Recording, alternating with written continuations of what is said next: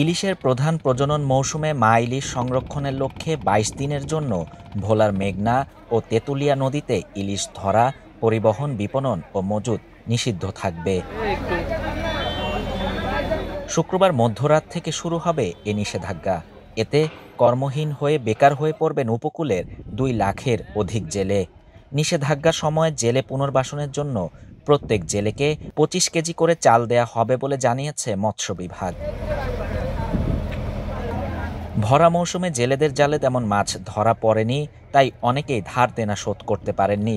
এর মধ্যে আবার নিষেধাজ্ঞা চলে আসায় অনেকটাই চিন্তিত তারা।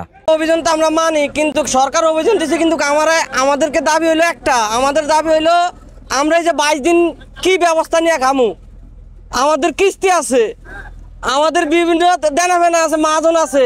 আমরা তো নদীতে উঠে পড়ছি, এখন ২২ দিন অভিযানের সময়, এখন আমরা ঘরে বসে থাকতে হইব, আমাকে কোনো কাজ কাম নেই। সরকার যে চালটা দেয়, চালটা গুরুত্ব দিলে আমাকে ভালো হইতো আর কি। জেলেদের মাছ ধরা বন্ধ, আমরা সরকার যেই নিষেধাজ্ঞা করছে এটা আমরা মাইনা দিচ্ছি। এক্সট্রিম মশার কয়েল প্ল্যান্ট ফাইবার দিয়ে তৈরি, ডেঙ্গু, চিকুনগুনিয়া বাহি সহ যে কোনো মশার বিরুদ্ধে দেয় এক্সট্রিম সুরক্ষা। এদিকে ২২ দিনের জন্য মাছ ধরা বন্ধ থাকার খবর পেয়ে ঘাটে ভেড়ানো হচ্ছে নৌকা ট্রলার। তবে মৎস্য কর্মকর্তা বলছেন, অভিযান পরিচালনা করলে ভবিষ্যতে ইলিশের উৎপাদন বাড়বে।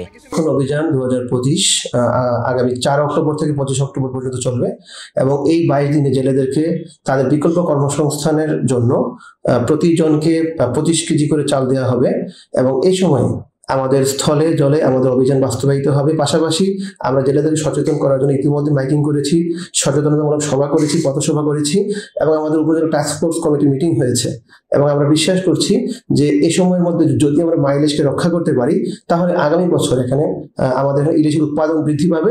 ভোলায় নিবন্ধিত ১,৬৮,০০০ জেলে থাকলেও এবার চাল বরাদ্দ হয়েছে ১,৪৩,৪৩৮ জেলের নামে।